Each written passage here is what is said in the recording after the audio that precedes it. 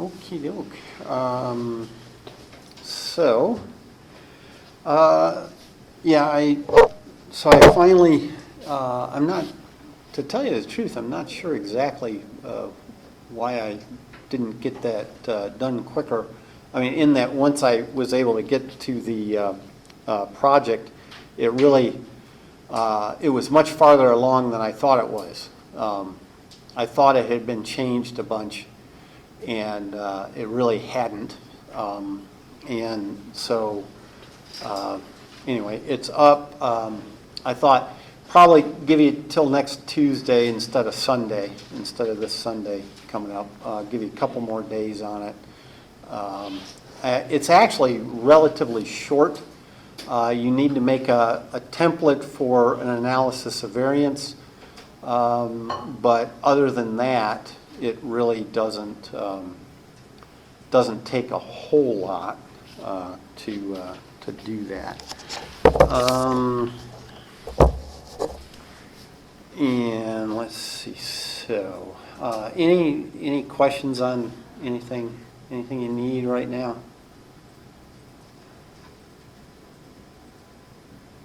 Other than maybe an instructor with less to do. But, no? Okay. All right. So again, we're looking at numerical data, okay, for the first time, and but it's a numerical response with an explanatory, with a categorical explanatory variable, and so now, you know, last week we pretty much looked at a single category of data and made a confidence interval, and we talked about a hypothesis test on the mean. Now, when you go to 2 columns or more, okay, well, so let's look at, suppose we have 2 columns. What you might see are columns that actually we know the columns are independent. I mean, sorry, independent, are dependent. Okay? We know, or at least it would be really weird if they weren't. Okay? I mean, that's another way to look at it, is that we just go into it assuming that we know 2 columns are dependent. And they're dependent in a very particular way.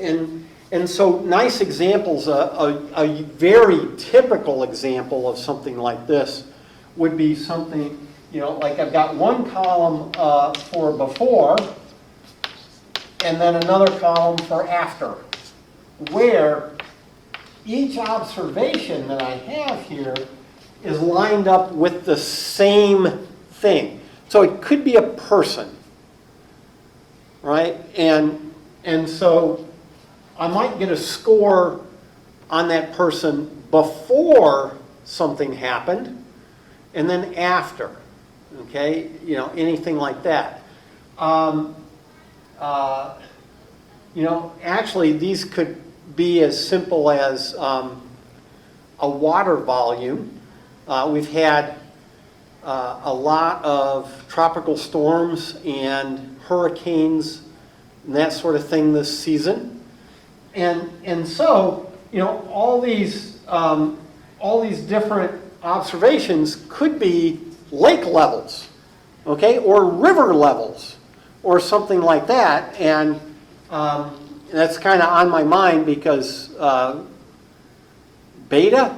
I guess it I think it was tropical storm beta. I don't think it was ever hurricane beta, but it might have been a hurricane at one point. But anyway, it was pushing in and causing a lot of rain in the North Carolina area a couple of weeks ago when I was doing a race there. And part of that race was on a river and a lake. And so it was the highest level on that river we've ever done the race. And so, you know, that's kind of on my mind with these before and after. And so, you could be looking at river volumes or something like that, which are actually flows.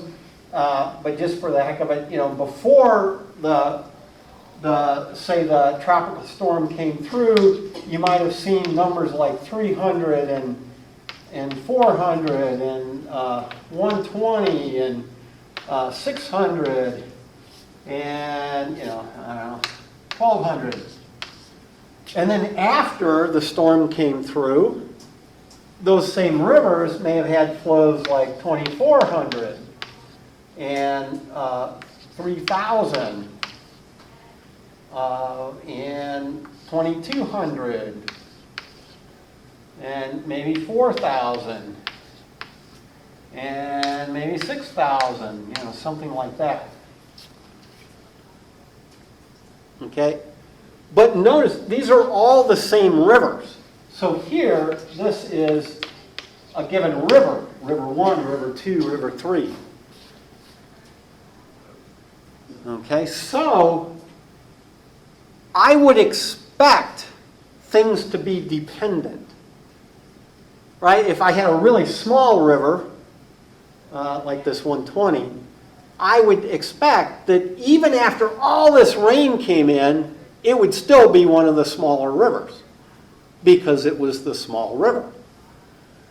And the big river that had more volume in it, I would expect after all this rain comes in, it's still one of the bigger rivers. Now, it might not be the biggest river, again, because the rain might not fall all in the same place or something like that, but I would expect there to be a real dependence here. So that's not necessarily what I'm quite asking. Often what I want to know here is, did things change? Okay, so here, I could get an average, like an X bar B for before, and an X bar A for after. And my hypothesis test would be something like, for two means, would simply be, well, that XB equals XA.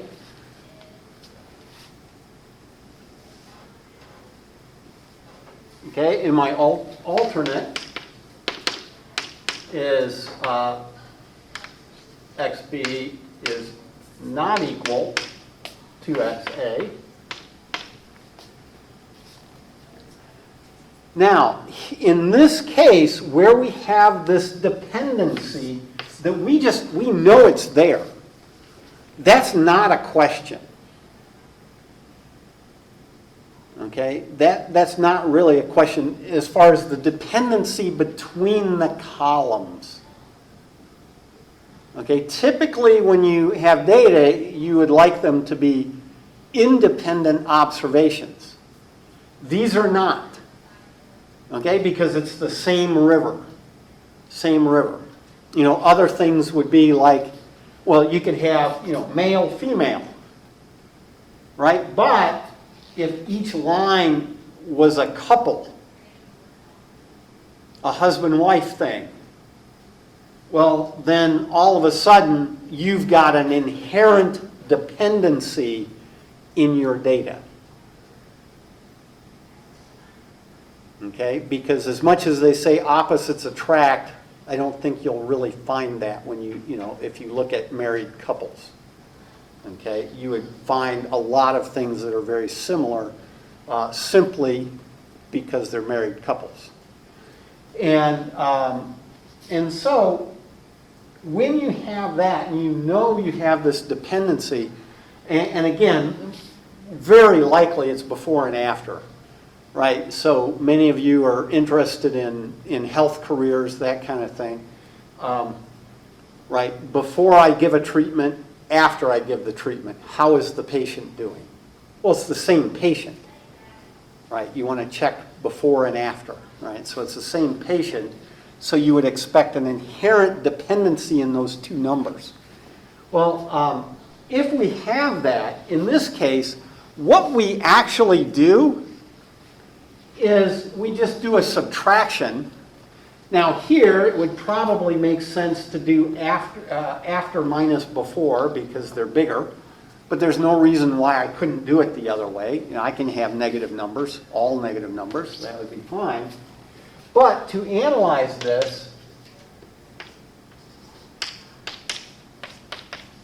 this set, what we actually do is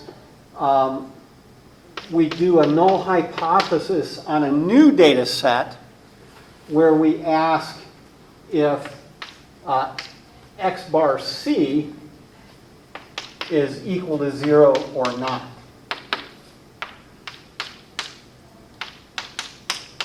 Okay, and the way we get x bar c, or what c is,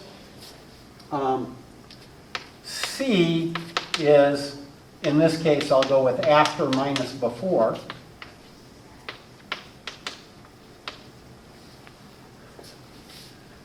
Okay, so I do that subtraction, I turn it into one column, and then I use the methods for one column to get a p-value.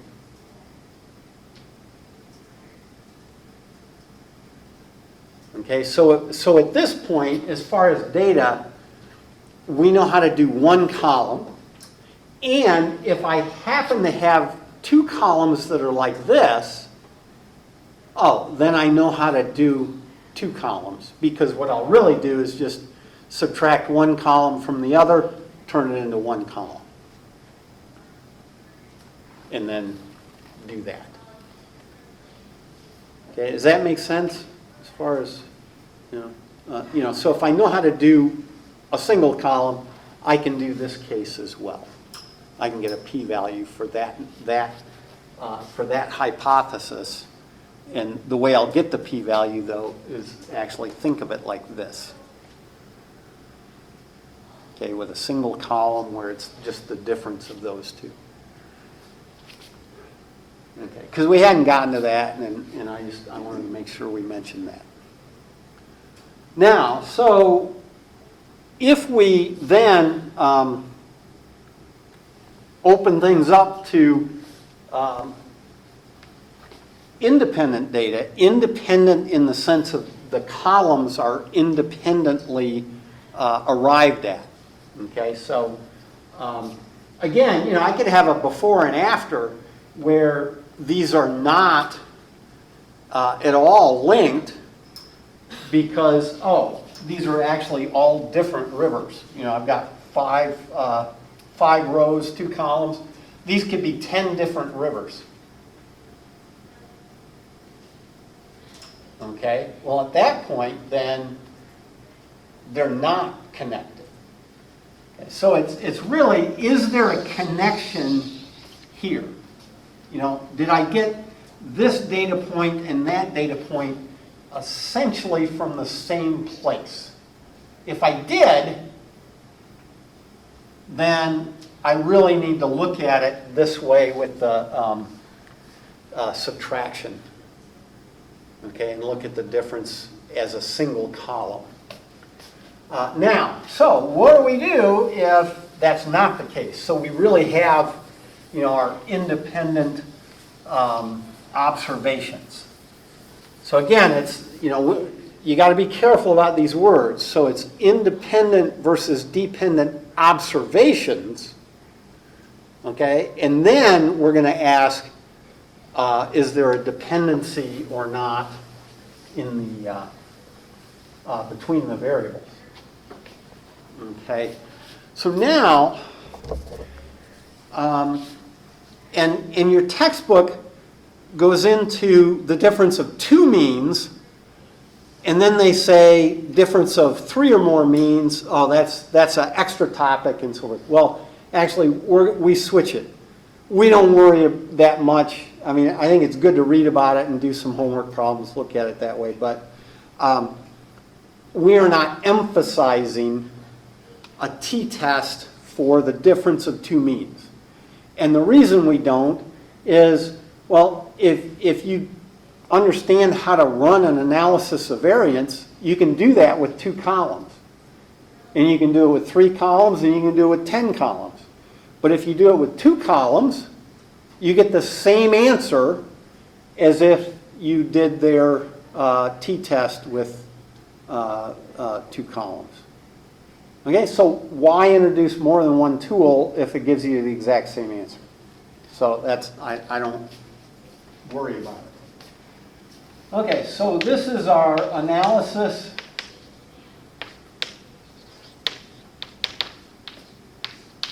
of variance test. And so you'll see it written as ANOVA, analysis of variance.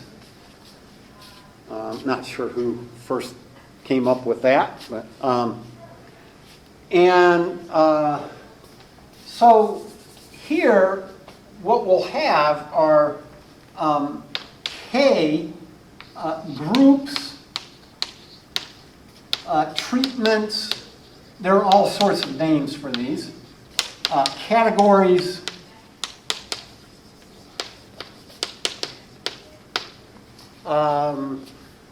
your textbook, at least in this particular section, really likes groups.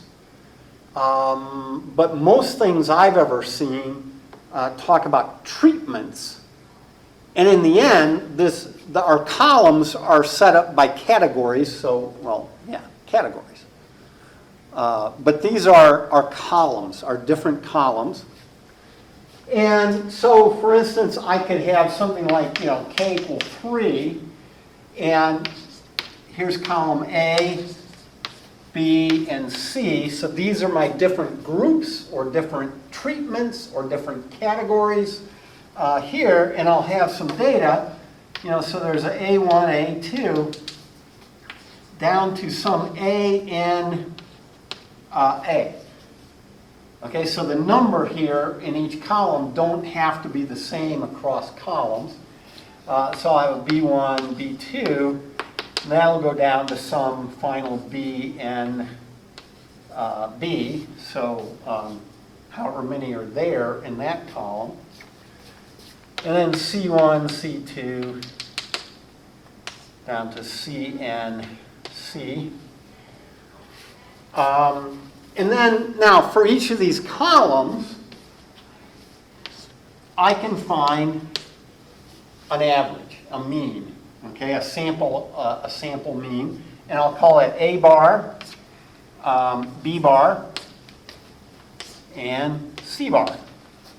So I have my sample means for each of those columns.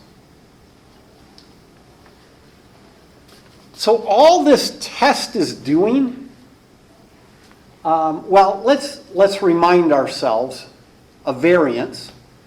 Okay, standard deviation, variance. Variance is the square of the standard deviation.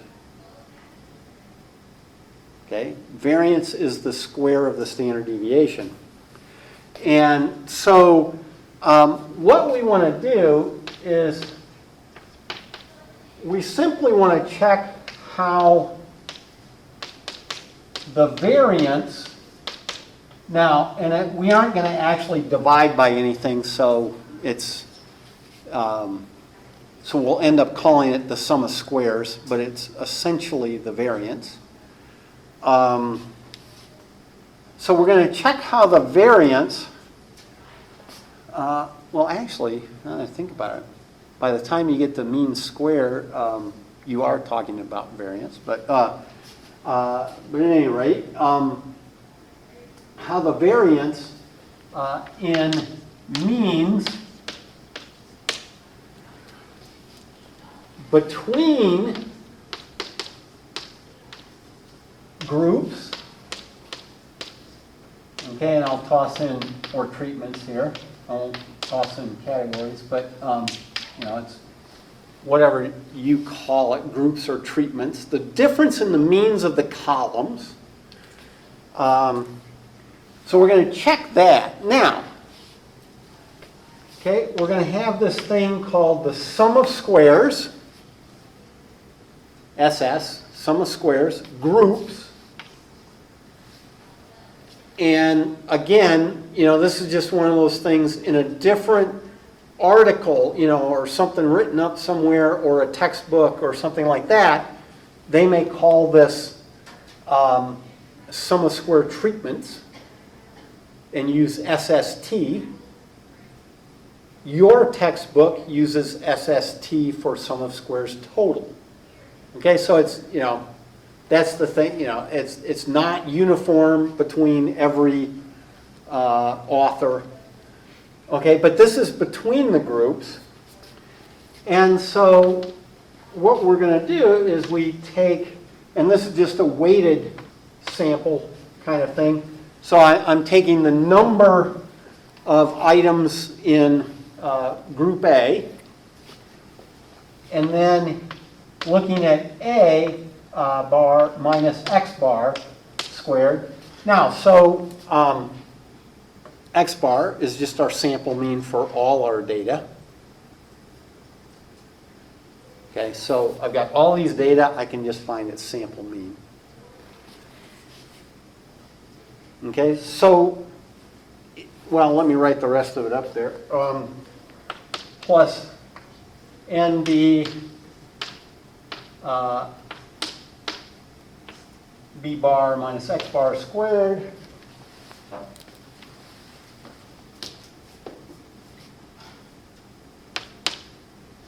So are you all like the age that you would be the consummate Justin Bieber fans? Or are you too young or too old to be the consummate Justin Bieber? I thought of B-bar and I thought of Bieber. But I don't really know, because he's actually doing quite well right now. So, so I don't know if, it could be one of those things that nobody wants to admit being a Justin Bieber fan. I don't know. So NC C bar minus X bar squared. Okay, so if you took away the n's, these are just three data points, so to speak. The average of the A, the average of the B, average of the C. And doing that difference and then squaring it is just how we would get to a variance or a standard deviation. Okay, if it was standard deviation, I'd just take the square root of everything. Well, the problem is that A bar comes from that many observations. And that B bar comes from that many observations. And so we need to weight this thing correctly. Right? This might be a small difference, but if there's a whole bunch of them, that's going to add a lot more to the overall difference here in things than, say, a somewhat larger difference, but if there's only a few of them. Okay, so this is just taking into account the fact that these may have different numbers and we should weight it reasonably that way. Okay, so this is more or less, it's very similar to the standard deviation squared, but looking at it between the groups, right? I'm asking, how much does this average differ from the overall average? How much does that one differ from the overall average? How much does that one differ from the overall average? And I'm getting a sum of that total. Okay, so I'm trying to get an idea across these groups how much things are varying. Okay, so we want to check that, and then we want to check how that variance compares with the variance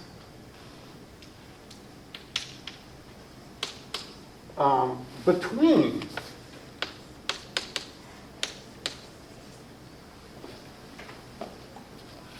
groups, okay, or treatments, or categories, whatever we happen to be calling them.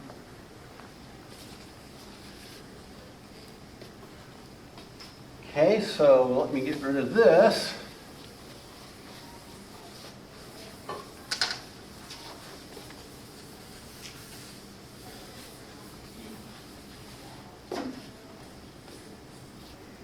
And we call this sum of squares error, so we have an E. Or some texts would call it SSR for sum of squares residuals. And it's the leftover error, so we'll see that we won't actually calculate it this way.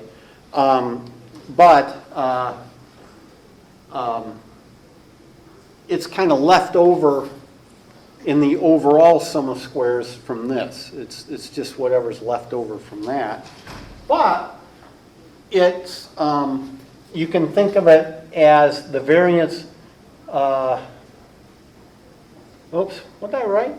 I wrote between, I didn't say between. Yeah, this is like, I'm pretty sure I didn't say between. Because see, that's what I wrote up here. Yeah, we didn't want between. We want within. I'm glad I reread that.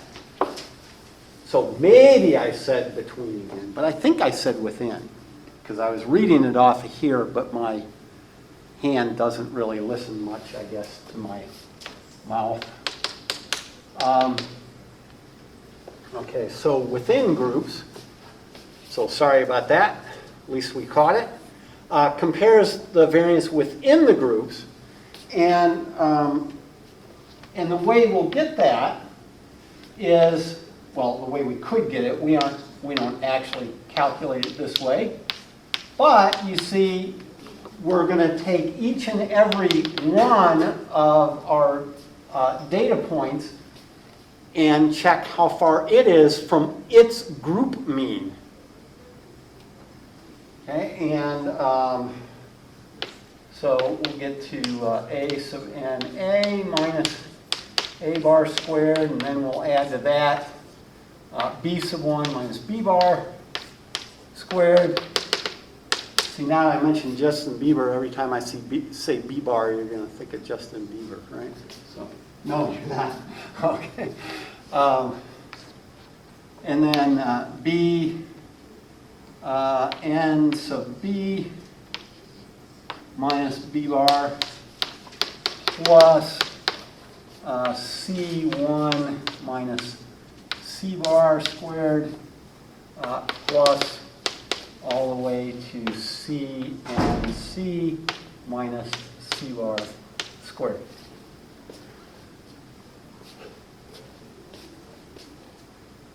So you see, that's looking at each and every data point, how far is it from its mean? So we're going to compare those two. And now I'm not sure how intuitive this is. I've worked with this long enough that I will call it now intuitive for me, but I'm not so sure it was so intuitive when I first looked at it. But if you kind of mull it over a bit, if those three means are the same,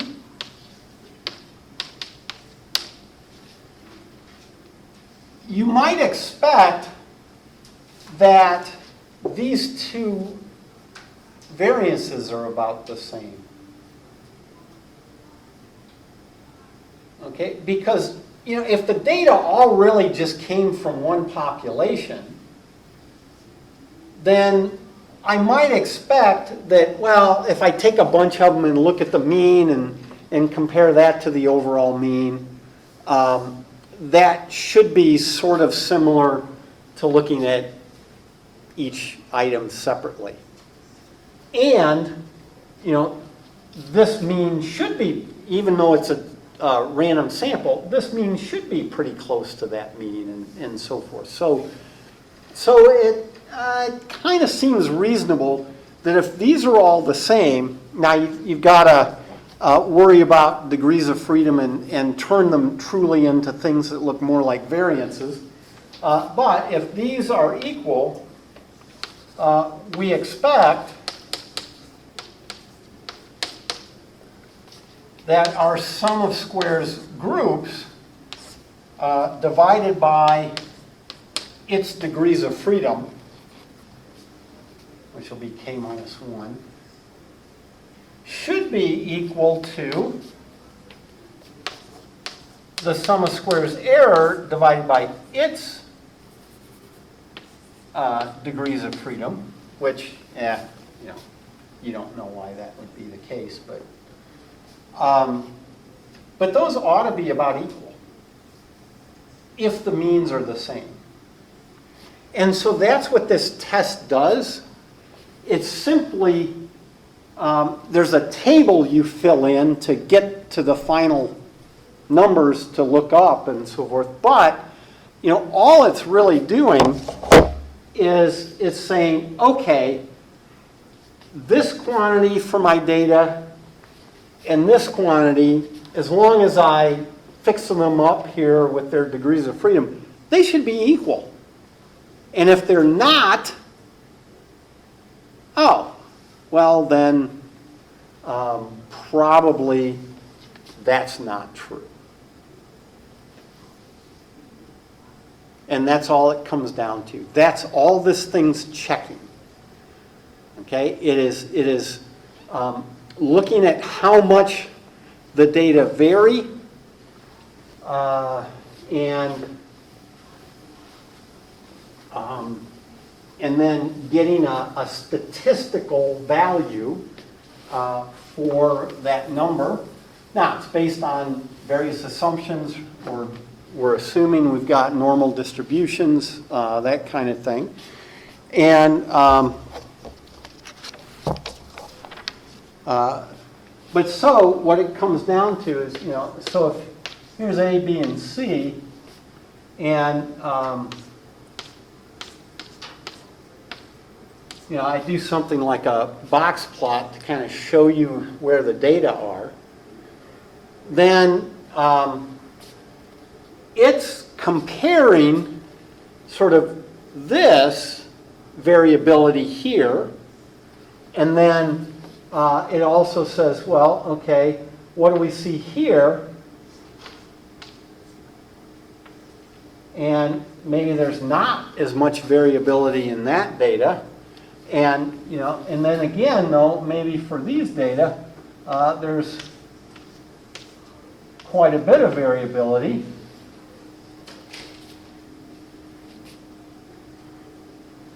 Now, if I looked at means, probably the means are somewhere here near these medians.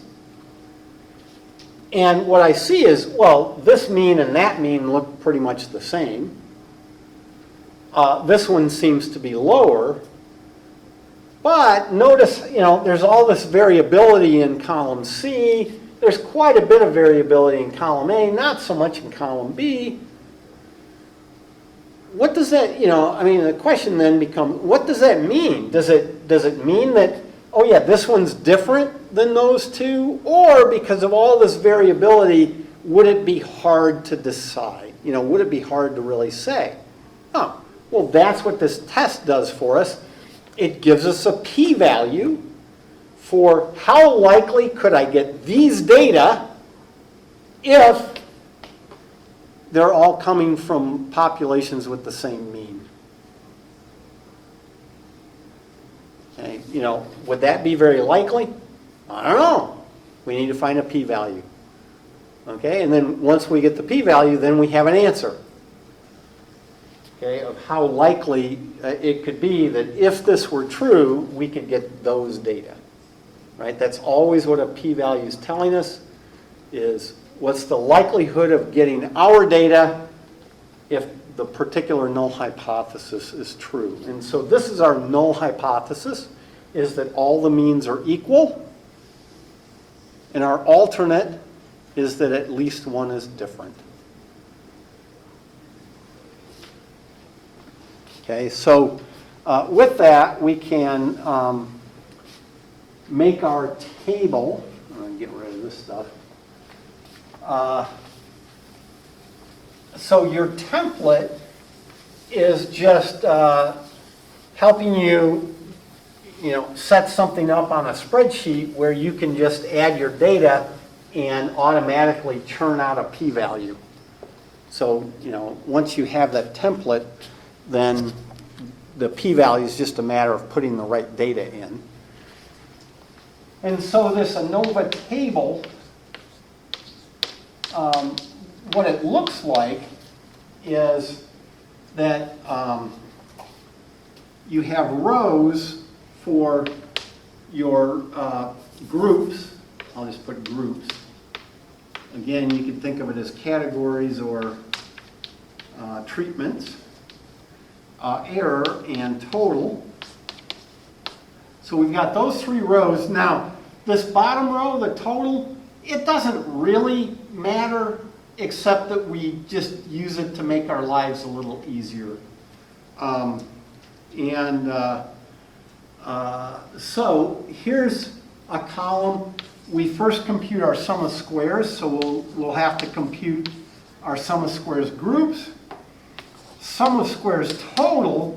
Now the reason we do that is it's just usually a little easier and quicker to compute your sum of squares total.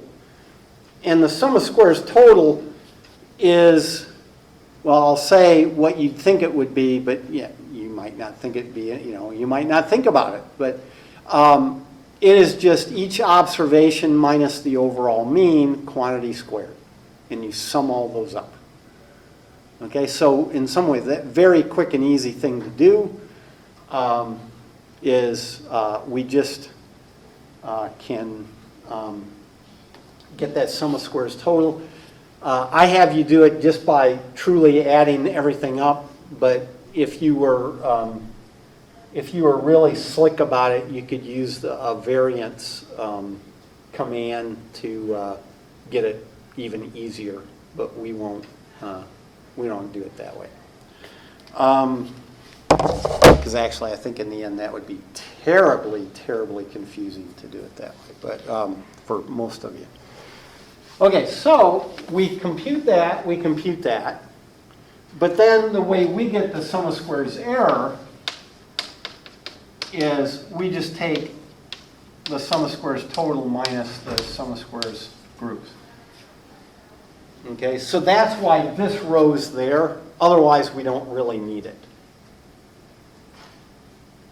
Okay, a lot of the stuff in the textbook, they'll only show those two rows. But typically, this is just the way most calculations are done. You calculate that, and then you take the difference of the two to get your sum of squares error. Then we need our degrees of freedom, and that's k minus 1, and this is n minus 1, where that's our total data count, minus 1. And then, again, typically what's done is you just take this number minus that number. But if you do that, it reduces to that number, n minus k. And again, k is our number of columns of data. So you see, even if k is 2, this stuff will work. Okay, because I can do 2 minus 1, and that still makes sense. I get a 1, and so forth. Now, one column of data, no, this doesn't work. Okay, but that's my degrees of freedom. So we will, calculate those, put those in there. Then they call them mean square errors and mean square groups and that kind of thing. So we'll call it mean. This calculation here is simply the SSG over k minus 1, or well, actually df, I guess, right? Degrees of freedom, so k minus 1. This one, mean square error, is just our sum of squares error over its, so maybe I should put dfg and dfe. And so we just calculate those. And then to check how close, essentially we want to see how close they are to each other. Well, what we do is, now this is where it gets very, very statistical, right? You know, and mathematical. We create, by doing all this, we create a random variable from our data called an F statistic, or an F random variable. And, well, it's got its own distribution, and that's how we get the p-value and so forth. But all we do here is we take MSG divided by MSE. Now, to look it up, though, you also have to tell it not just this number, but its degrees of freedom. And so we'll have k minus 1 there and n minus k, like that, for the degrees of freedom on it. And this is what we look up to get a p-value. And your textbook, you know, it's got the normal random variable chart in the back, or table. It's got a t-table in the back. It's got a chi-square table in the back. It doesn't even have an F table in the back. So our only way to look up a p-value is pretty much just stick it into something like Excel, or find something else on the web that would calculate it. But that's how we get our p-value, is we put that number in along with telling it the degrees of freedom there, in that order. And pretty much, you know, if this number is really close to 1, I would expect a really big p-value. And if this number is really far from 1, I would expect a very tiny p-value. Okay, so a bigger F means smaller p-value. And so in general, given that most of the time when you're running an analysis of variance, you're hoping to find a difference in the columns, you're hoping that this number is quite big, and therefore that number is quite small.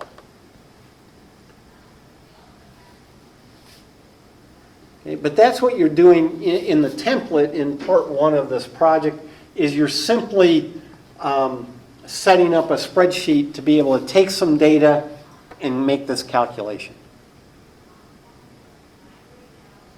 Okay, and again, all this is really doing is it's looking at differences in means across groups, okay, or between groups. It's looking at how much those differ. You know, so if you think of the box and whisker plots, and you were to plot one for each column, how much are they varying? You know, are they way like this? You know, are they way off? Or are they really close together? That's what that's trying to measure. And then this is trying to measure in any one of those boxes, how much variance do you see in there? And again, if all the means are the same, we would expect this number to be about 1. And if the means are very different, we expect this number to be much, much bigger than 1.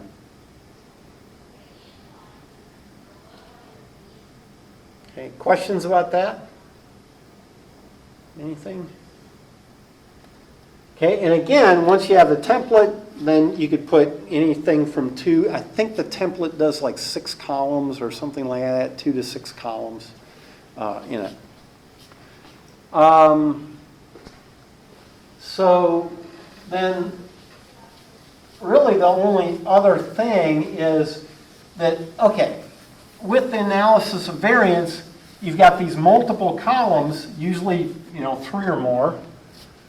And remember that the null hypothesis would be that well, I'm going to go to x's here so I can just, x1 bar equals x2 bar for the different columns up to, and we said there are k columns, xk bar, and then the alternate is at least one mean is different. Now, but that's the thing, at least one is different. Well, which one? Or how many are different? And so, typically, what you want to do is, if this ends up showing a difference, okay, so if HA, because P value is less than 0.05, so if you end up rejecting the null hypothesis and going with an alternate hypothesis because you get this small p-value,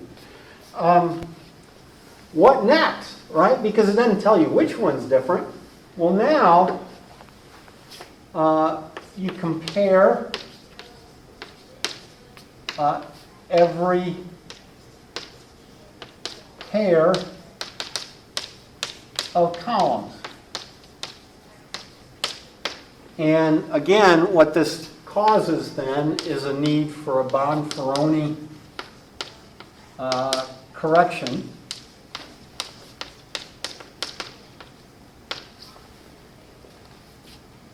And in our case, with the project, there are only 3 columns, so you end up dividing 0.05 by 3 and using that for your threshold. What's going on with this I can't pronounce it now, Bonferroni correction?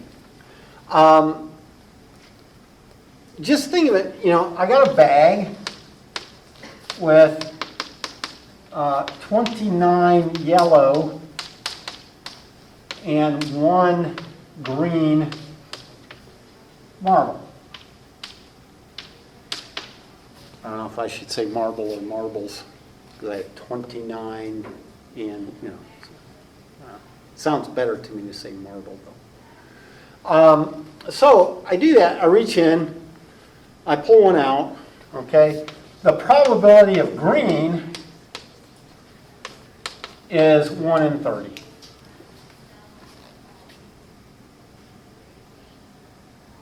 Okay, so if I reached in, I grabbed a green,